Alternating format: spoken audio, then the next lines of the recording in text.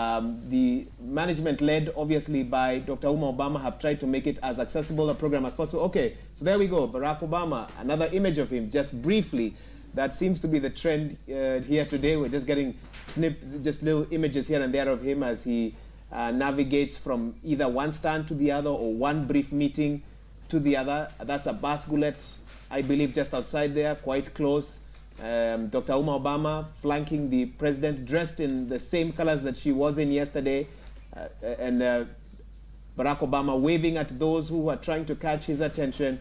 You can see the Secret Service team still on standby. He might be a retired president, but that does come with the perks of protection for the rest of his life for him and his family.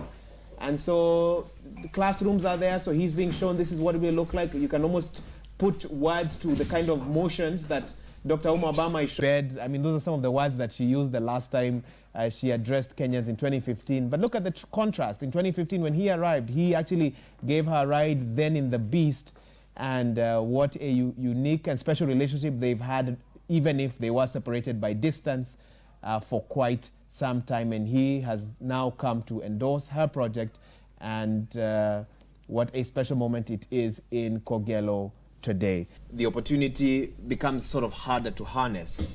It's something that the policymakers have to train their focus on now. Okay. Because you can't close your eyes to it. You can't close your eyes to it. Okay, and so we continue to focus on our screen, and now we are getting some sort of more stable pictures of President Obama. Clearly, it's some sort of whirlwind tour of the facility, just here, there. I mean, I wish we could really get the sound of what he's telling those there. Last time, we know he tried to practice a few Kiswahili words. I'm not sure how successful he was with that, although he did his best. Learning a new language can be difficult, but it truly is a proud moment for Dr. Auma and for the residents, and obviously for Obama to come back home and be able to do this. And one can only imagine how he must be thinking to himself that next time I must bring my family so that I don't just tell them about Kenya, but they can also get to experience what I have experienced. Dr. Rutenberg, once again, welcome to the program. That experience, and then what this feels for you when you heard that he's coming and he's here right now. No, it was a tremendous experience, and I think as we think to Obama's legacy during his presidency, one of the big things that comes up is that celebration of leadership, and that laser-sharp focus on leadership and how leaders can change communities, can really drive tremendous amounts of change. So that same focus comes back for me as we welcome him back to Kenya, and he has maintained that focus on leadership, whether it's through the YALI program, the Young African Leadership Initiative, or certainly the center that's being opened up in Kogelo. It's wonderful to see someone have a thread that has run through his own leadership. And be very consistent as well. Absolutely consistent. I actually want to give you a minute to brag about what took you to the White House, for the benefit of our viewers who may not have been able to follow that.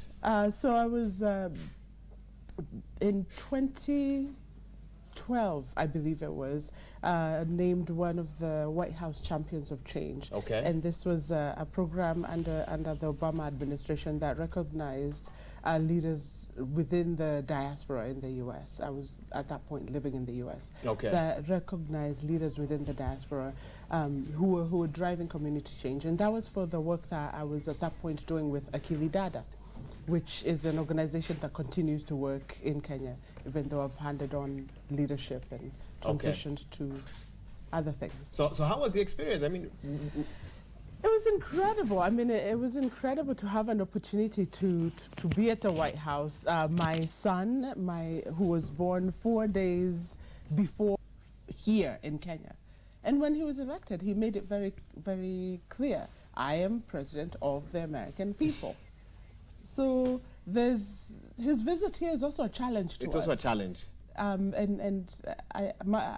As we are celebrating and welcoming him, I hope that we're also taking on that challenge. What would it take for us to shift our systems so that we are producing our own leaders for the world stage? You've raised some very interesting questions, and Dr. Mustafa looks like he's really itching to come into this conversation. And as we talk about the vicious cycle that is the system that we have in this country, where to produce an Obama will really take almost an act of God.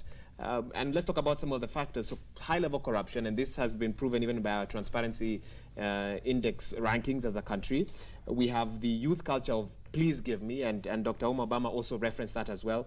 And then a leadership that when you get into office, it's almost as if a transformation occurs. And a lot of Kenyans have been up in arms with the fact that elected leaders went to Russia to benchmark in a sport that many